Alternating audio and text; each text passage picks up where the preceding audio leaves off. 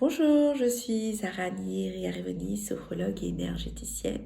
J'accompagne les personnes stressées et angoissées à s'en libérer pour vivre une vie avec plus de sens. Alors aujourd'hui, je voulais vous partager une réflexion que j'ai eue suite à un échange que j'ai eu avec un de mes proches qui m'a dit Zara, c'est bien beau de parler de zénitude, de sérénité et de paix. Euh, alors que il y a des choses désagréables, comme par exemple être blessé, qui sont vraiment des choses difficiles à gérer et qui éveillent en moi des sensations, des émotions hyper fortes. Et pourtant, je fais les exercices que tu m'as montrés. Du coup, cette personne me disait, je veux bien être zen et calme, mais je n'ai pas envie du tout de nier ma blessure parce qu'elle est là et c'est mon quotidien. Suite à ça, je me suis dit, je vais faire une vidéo, je vais partager sur ce sujet. Alors, la blessure, c'est quelque chose qui, pour moi aussi, euh, est quelque chose qui est là. Moi aussi, je suis blessée par des situations du quotidien qui peuvent survenir de la même manière que vous aussi. Euh, les blessures, c'est quelque chose qui va faire partie de notre quotidien. Je ne dis pas que les blessures sont des choses qui sont agréables, c'est vraiment désagréable, mais ce sont des choses qui vont faire partie de notre quotidien. Si j'en reviens plus à cette blessure qui est justement désagréable, au-delà de la sensation qu'elle peut nous apporter, ce mal qu'on ressent fortement à l'intérieur de nous, euh, la blessure en fait va éveiller des émotions. Les émotions sont là justement pour nous signaler qu'il y a quelque chose dans l'événement qui est en train de se passer qui ne correspond pas du tout, soit à notre fonctionnement, soit à nos valeurs, euh, soit à soi, à ce que nous mettons vraiment en place et ce que nous vivons vraiment en place. Ça, c'est une chose, donc par rapport aux émotions. Mais la blessure va comporter avec elle aussi différentes choses, euh, différentes manières qui vont nous permettre d'avancer. Alors, pour moi, il y a plusieurs types de blessures, mais ce qui va beaucoup importer euh, par rapport à la blessure, c'est de pouvoir utiliser cette blessure pour avancer.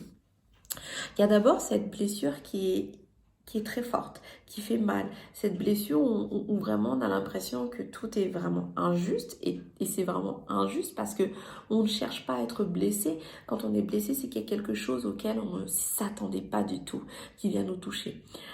Cette blessure, quand elle est là, on se dit souvent, on en veut un peu à tout ce qu'il y a autour. Ça peut être de la faute des autres, ça peut être de la faute d'un contexte. Donc, on en veut vraiment à tout ce qui nous entoure. Quand cette blessure est là, euh, moi, je conseille à la personne justement de laisser les émotions venir.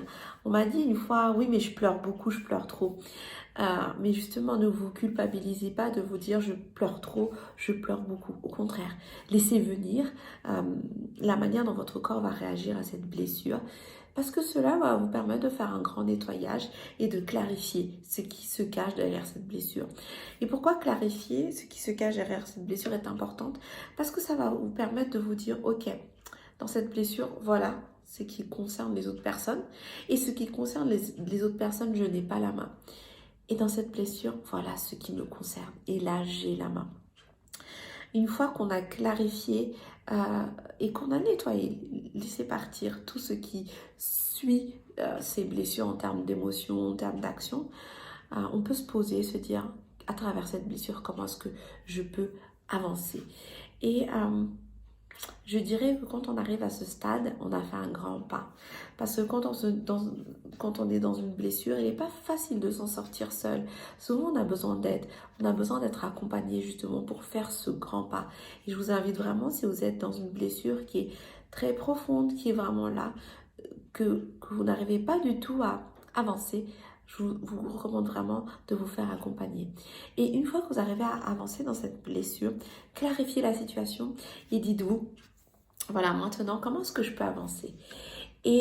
Suite à cela, euh, ressentez justement la manière dont vous avez réussi à avancer. Sentez, expérimentez à quel point est-ce que vous avez été fort et vous avez réussi à passer au-delà de votre blessure. Et c'est ça qui va vous rester. Ce qui va vous rester, ce n'est pas la blessure, c'est la victoire que vous aurez vécu d'être passé par-dessus cette blessure. Moi, ça me rappelle la manière dont moi j'ai réussi à passer au-delà de mon burn-out. Et aujourd'hui, il me reste un vague souvenir de toutes les blessures que j'ai eues pendant mon burn-out, mais ce qui reste vraiment beaucoup en moi, c'est la manière dont j'ai réussi à surpasser tout ça et la victoire que j'ai eue d'être passée par-dessus et d'avoir franchi ce cap.